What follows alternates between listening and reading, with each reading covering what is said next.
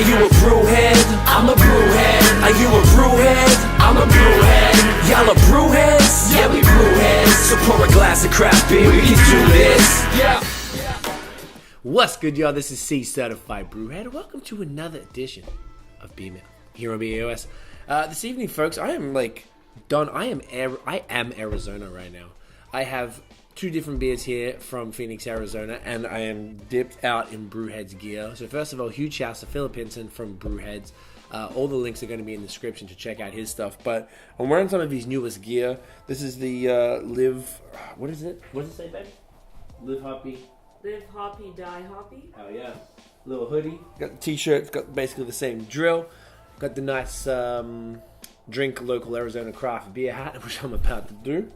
So all of these are available on the BrewHeads website. We actually have a coupon code out there.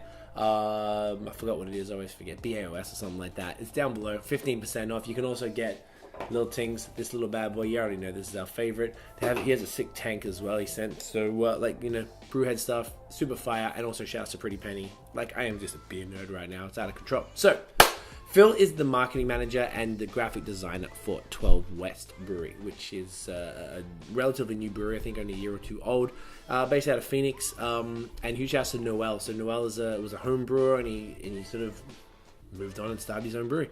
You might remember we did crowlers. We got a couple crowlers after we came back from San Diego, and that was back in October. So that was my first time trying their beer. Granted, those beers were about a month old. Now, Phil shipped these to Rob. Shouts to Rob in Vermont for me. So I picked them up yesterday.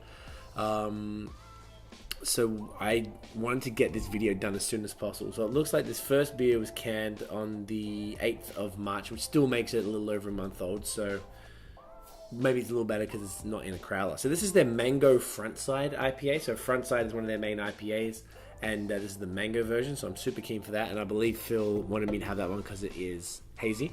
Of course, he knows the drill. Now this is called Cake Day. This is an imperial stout with cocoa nibs, vanilla, and raspberry, and it's 9.5%. Are you kidding me? That sounds amazing. And all of his artwork is all done by Phil, who did the logo. Of course, same gentleman who owns BrewHeads. So,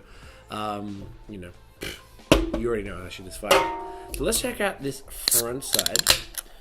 Whoa, nope, almost exploded there. Smells just like I hoped it would. There we go, can y'all see that? Yes.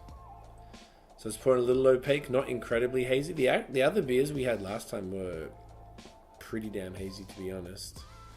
So I haven't had the original front side. It doesn't actually say, it just says brewed with mango, so I'm assuming they're either using that, what's that word? There's a really good word for it. It's aseptic, I think. Fruit puree, which is basically sterile, or, is that the word? Whatever. There won't be no bacteria, none of that shit. So looking at this is pretty thick. I'm trying to get all of it in here to give y'all the haze factor. So this is actually looking pretty good. Smells great coming out of the can. It literally looks like mango juice. It's a 7.5%. So 75 IBU. So that's kind of pretty high up. That means they're using the hops in the boil there. So I don't really know what else to do, but get it in me. Cheers, guys. Lit. That's great. Definitely like a New England style IPA. The mango isn't as much in your face as perhaps I thought it might have been. I mean, granted, it's 5 weeks old, so maybe it was a little more earlier, but it's great. Still a decent amount of bitterness. Tropical, a little bit dank. Smooth and creamy, but not overly. It's kind of like halfway between kind of a West Coast and a New England style with some mango popped in. Yeah, that's fantastic. I'm looking forward to drinking more of that. Really, really good beer. I'm not surprised. Noel is a super dope brewer. So the first beer, back in 2014, if y'all remember, I did a song called BrewHeads, which is our kind of for Phil for his brand. Pick your glassware, this ain't a game, man. From Montreal to Melbourne City, hear him say, yeah. Are you a brewhead? I'm a brewhead. Are you a brewhead? I'm a brewhead. Y'all are brewheads? Yeah, we brewheads. So pour a glass of craft beer, we can do this. Whenever we did a show, we always finished the set on BrewHeads.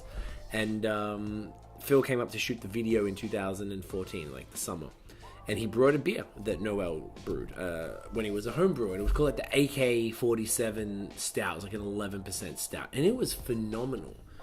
And I was like, man, this dude is on some shit. So I was really excited to learn that he was starting his own brewery. Damn it. So this beer, being an Imperial Stout from the same gentleman, but this time on commercial machine, I was like, all right, this is going to be super fire. And the can is so sick. Like, it looks like a full... like sponge cake, even with the sprinkles. I'm about that sprinkle life. Now this looks just like mud, and I am into it, mate. Proper glassware, you know how we do. So, okay, whoa, damn, it's smelling good. It smells dusty already, and I know that's a good sign. Getting the hints of raspberry for sure. So Imperial Stout with cocoa nibs, vanilla, and raspberry. Cake date 9.5%. 12 West, Arizona. Get in ya. Oh shit. Oh shit. That is crazy. It's kind of like Call of Cthulhu from Blood of Cthulhu, I'm sorry, from Soda City. Damn! That is crazy. Does not drink 9.5. Like, fuck, man. I'm really trying to chill out on drinking, but I may mash up tonight. The raspberry is super strong, definitely tart.